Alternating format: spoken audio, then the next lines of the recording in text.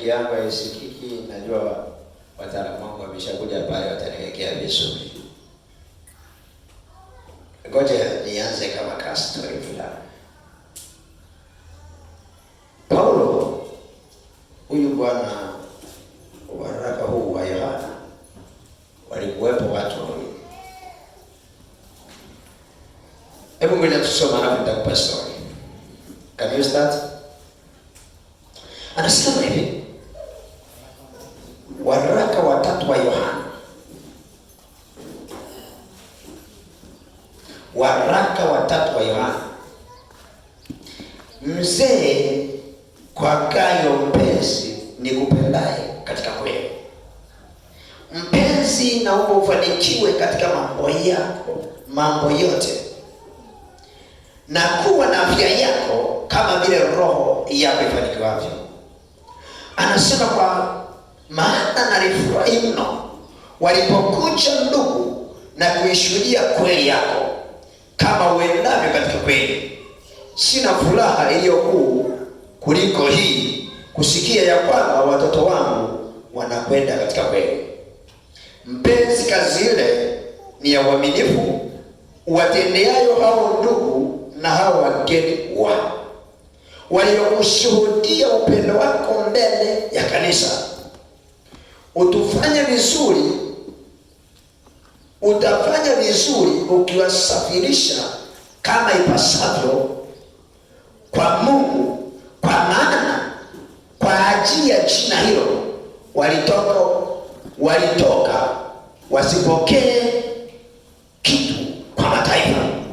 Anasema basi imetupasa sisi kuwakaribisha watu kama hao ili tuwe watenda kazi pamoja na kweli. Na iliandikia kanisa neno, lakini Diotrephe apendaye kuwa wa kwanza kati yao hakutukubali. Kwa hiyo nikija nitayakumbuka matendo yake atendayo, atoavyo upuzi juu yetu kwa maneno ya maovu, wala hatoshi na hayo, ila yeye mwenyewe hawakaribishi hao ndugu, na wale watokao kuwakaribisha huwazuia na kuwatoa katika kanisa. Mpenzi, usiuige ubaya, bali uige wema. Yeye atendaye mema ni wa Mungu, bali yeye atendaye mabaya hakumwona Mungu. Demetrio ameshuhudiwa na watu wote, tena ni ile kweli yenyewe. Nasi pia twashuhudia, nawe wajua ya kwamba ushuhuda wetu ni kweli. Nalikuwa na mambo mengi ya kuandikia, lakini sipendi kuandika kwa wino wa kalamu. Lakini natarajia kuona karibu nasi tutasema uso kwa uso. Amani kwako rafiki zetu wa kusalimu. Na mtu mmoja aseme amen. Sasa hii swali linazungumza Demetrio na Diotrephe. Hawa ndugu wawili wote walikuwa kanisani. Hawa ndugu wawili wote walikuwa wanaabudu kama tunavyoabudu. Tofauti zao ilikuwa ni namna wanavyotenda kazi. Kama umelisikia neno, Biblia inasema huyu bwana Diotrephe, kuna wageni walikuwa wanakuja kanisani kwa lengo la kupokea kile cha Bwana. Yeye anafanya kuwaondoa kanisani, na haikuishia kuwaondoa kanisani. Alikuwa mpaka kificha na nyaraka zilizokuwa zinatumwa kwa kanisa. Lengo ni kwamba zisifike mahali sahihi na kwa wakati sahihi. Sasa kwa nini ninatoa mfano wa Diotrephe na Demetrio? Iko hivi. Mungu kila mtu amemwandalia mtu wake wa kumvusha mahali fulani. Everybody must have a destiny in order to be successful. Lazima uwe na destiny helper. Hawezi kufanikiwa kama hauna destiny helper. Hawezi kufanikiwa kama hauna wasaidizi wa kiungu. Labda inawezekana ninatumia neno destiny helper na kusumbua sana. Destiny helper ni wasaidizi wa kiungu ambao wanatumwa na mbingu, ambao wanaamuliwa na mbingu, ambao wanakuwa commanded na mbingu kuhakikisha kwamba kwenye hiyo biashara unavuka, kuhakikisha kwamba kwenye hiyo ndoa unavuka, kuhakikisha kwamba kwenye hiyo huduma unavuka, kuhakikisha kwamba kwenye kila majira wako na wewe. Biblia inasema wako watu waliletwa kanisani pale kwenye ile kanisa, lakini huyu Deotrefio kazi yake ilikuwa ni kuwaondoa mahali pa ile kanisa. Sio kila mtu anayeondoka kwenye maisha yako ameondolewa na shetani. Sio kila mtu anayeondoka kwenye maisha yako ameondolewa na Mungu. Wengine wanaondolewa na watu kabisa. Na wanawaondoaje? Watakusema mabaya, watakusingizia, watakupaka matope, wataishusha thamani yako. Hautaonekana wa thamani mbele za yule mtu. Atahakikisha na kupiga vita.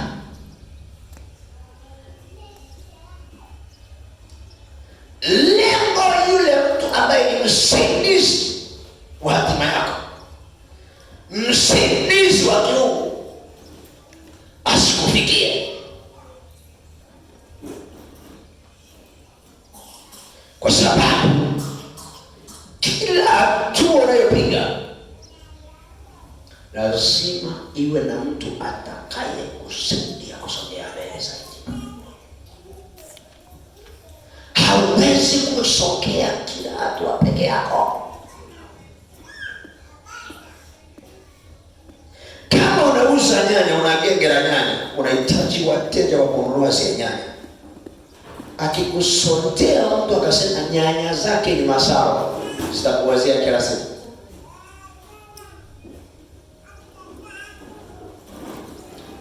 Kama biashara yako ni kitu fulani unafanya, lakini unahitaji watu wameibeba hatima ya wewe uende au baki pale. Sasa angalia Mungu anachokifanya kwa watoto wake, ili Mungu aachie usaidizi wa kiungu.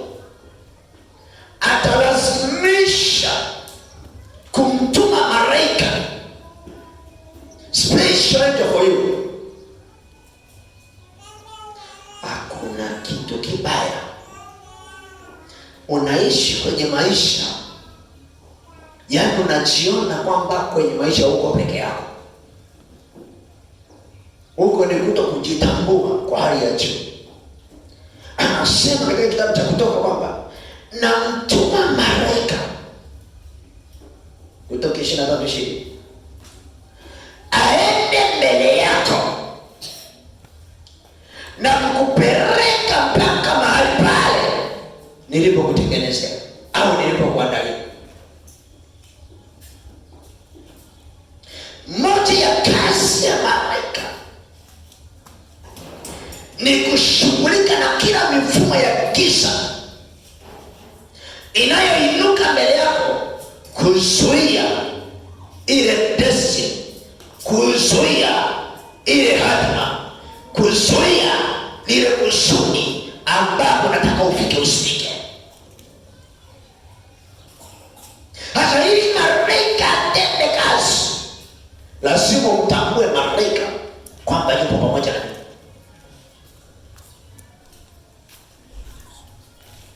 Na malaika ni nani sasa? Malaika ni kiumbe cha kiungu kinachoweza kugeuka na kuwa kitu chochote katika mazingira yote kwa wakati wote. Malaika sio yule ambao unawaonaga kwenye movie kwamba wana mabawa, ni zaidi ya vile unavyoona. Kwa mfano, Biblia inasema, mpenzi, usiuige ubaya bali uige wema. Yeye atendaye mema ni wa Mungu, bali yeye atendaye mabaya hakumwona Mungu. Demetrio ameshuhudiwa na watu. Demetrio ameshuhudiwa na watu. Pamoja na kwamba ndani ya lile kanisa alikuwepo Demetrio anawaondoa kanisani, lakini Mungu alimuinua Demetrio na alishuhudiwa na watu. Nami nakuombea siku ya leo kwa jina la Yesu aliye hai, Mungu akuinulie mtu ambaye hana maua, hana madoa, hana makandokando, hana taashishi, hana nyinyi, ambaye akikusemea jambo kapita katika jina la Yesu aliye hai. Nasema kwa jina la Yesu aliye hai, ijapokuwa tunakutana na kina Demetrio wanatukwamisha, lakini bado wapo kina Demetrio kwenye maisha yetu, wanainuka kama malaika kutuvusha kwenye biashara, kutuvusha kwenye kilimo, kutuvusha kwenye ndoa, kutuvusha kwenye huduma, kutuvusha nyakati ngumu, kututia moyo na kutuombea. Nami ninakuombea kwa jina la Bwana, wakainuke asubuhi ya leo, wakainuke kuanzia leo, wakainuke kuanzia sasa, wakaende na wewe kuanzia sasa kwa jina la Yesu aliye hai. Yeyote aliyekaa kukusemea mabaya, yuko Demetrio wako atakayekusemea mazuri kwenye safari ya hatima yako kwa jina la Yesu. Mungu akuinulie Demetrio wako atakayekusemea mazuri. Mungu akuinulie mtu atakayesema ninamfahamu huyu. Mungu akuinulie mtu atakayesema nimeiona thamani yake kwa jina la Yesu. Biblia inasema Demetrio alishuhudiwa kwamba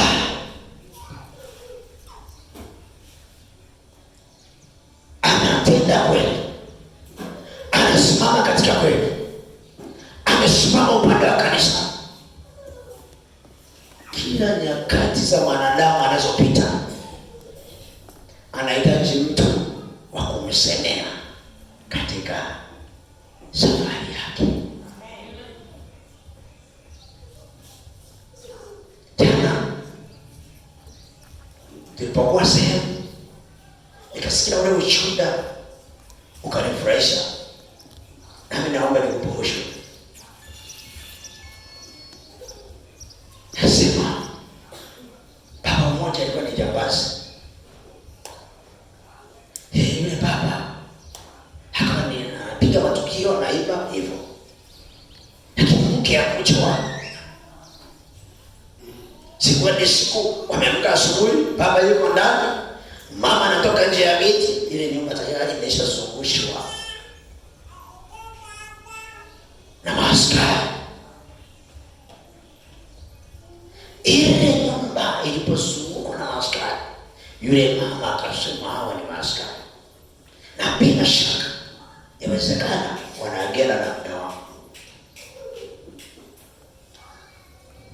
Wakamuuliza, mume wako yuko wapi? Tunamtafuta. Akasema ametoka sasa hivi, mfuateni pale kwenye kona. Wakaanza kukimbia kumfuata mume wake, yeye akarudi ndani akaambia, wewe unajua kila nyumba hiyo ina sehemu ukipiga gypsum unapitia, si unaelewa?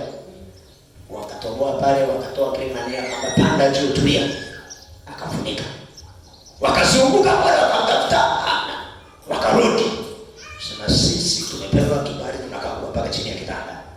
Wakaanza kukagua nyumba nzima, hakuna. Yule baba yupo kwenye dari ametulia. Walipojiridhisha kwamba hayupo, hebu sema wakaishia. Ushuhuda ule unasema walipoondoka, mama akamwambia, shuka mume wangu wameshaondoka, kaeni hapa tujadiliane ilikuwaje. Demetrio anauficha uovu wako kwanza uvuke, alafu majadiliano yatakuwa baadaye. Walionielewa ni wachache. Anayekupenda, aliyebeba destiny yako kukusaidia kwenye safari. Mahali wanasema huyu hii kazi haiwezi, anakudefend kwanza, unaingia kazi. Unaipata kazi, unaingia kwenye mkataba na kamera, lakini kumbuka unasoma masomo ya jioni. Wewe unasoma masomo ya jioni. Wewe unasoma masomo ya jioni. Mimi nilikuingiza wewe kisomo chako, kumbuka kule tumedanganya kwamba ni una form 4, kumbe wewe ni la saba sio. Anza kusoma masomo ya jioni. Siku akija kutaka cheti tunakiingiza bwana. Anakufichia kwanza udhaifu. Baadaye unajadiliana kwa siri. Huyo ndio destiny yako. Amen. Huyo ndio Demetrio. Amen. Huyo ndiye ambaye anakubeba kwenye changamoto. Amen. Huyo ndiye ambaye anatakiwa kukuvusha. Mungu aiwe mtu sahihi kwa ajili yako kwa jina la Yesu. Hebu sema kwa jina la Yesu ya. Sema leo. Roho Mtakatifu, niinulie mtu kwa ajili ya nilicho nacho. Omba ile ombi mwambie Baba niinulie mtu kwa ajili ya nilicho nacho. Baba niinulie mtu kwa ajili ya nilicho nacho. Baba niinulie mtu kwa ajili ya nilicho nacho. Baba nikutanishe na mtu kwa ajili ya nilicho nacho. Baba niinulie mtu kwa ajili ya nilicho nacho. Baba nikutanishe na mtu kwa ajili ya nilicho nacho. Kwa jina la Yesu Kristo, kwa damu ya Yesu Kristo, kwa jina la Yesu Kristo, kwa damu ya Yesu Kristo. Baba wa mbingu na nchi, sharamantelebo rakatayana roko zakata kopesa tayana resa baba sabakata yekeremana. Inua mtu baba, inua mtu baba, inua mtu baba, inua mtu baba, inua mtu baba, inua mtu baba, inua mtu baba, inua mtu baba, inua mtu baba kwa ajili ya maisha yangu. Inua mtu baba atakayenisemea yaliyo mazuri. Inua mtu baba atakayenitambulisha. Inua mtu baba atakayetambua thamani ya maisha yangu sasa na baadaye, sasa na baadaye, sasa na baadaye, kwenye safari ya utumishi wangu, kwenye safari ya biashara yangu, kwenye safari ya huduma yangu, kwenye safari hii ya kazi ya mikono yangu, kwenye safari ya ndoa yangu, kwenye safari ya kile ninafanya, kwa jina la Yesu. Atakayegeuza mabaya kuwa mema, atakayegeuza uharibifu kuwa wema mbele za Bwana, kwa jina la Yesu. Atakayesimama na watoto wangu, atakayesimama na safari ya hatima yangu, niinulie mtu, niinulie mtu, niinulie mtu kwa jina la Yesu, kwa damu ya Yesu. Niinulie mtu, niinulie mtu, niinulie mtu, mtu atakayesimama kama Demetrio katika jina la Yesu Kristo. Hebu inua mikono yako juu, sema Baba kwa jina la Yesu. Nataka kumaanisha, sema tena Baba kwa jina la Yesu. Sema tena Baba kwa jina la Yesu. Ninaamini siko peke yangu kwenye safari yangu. Roho Mtakatifu, niinulie mtu, nikutanishe na mtu, mfunue mtu, nifungue macho, nimtambue mtu, nimwelewe mtu, nimfahamu mtu aliye mtu sahihi kwenye safari ya maisha yangu, katika jina la Yesu. Sema amen na umtapie Yesu. Yesu, Yesu, Yesu, Yesu. Makofi mengi na vigelegele.